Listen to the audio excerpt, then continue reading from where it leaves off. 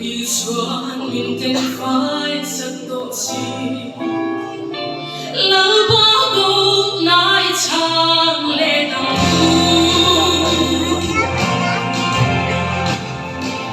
chuồn người lắm mà đâm trang lâu là thế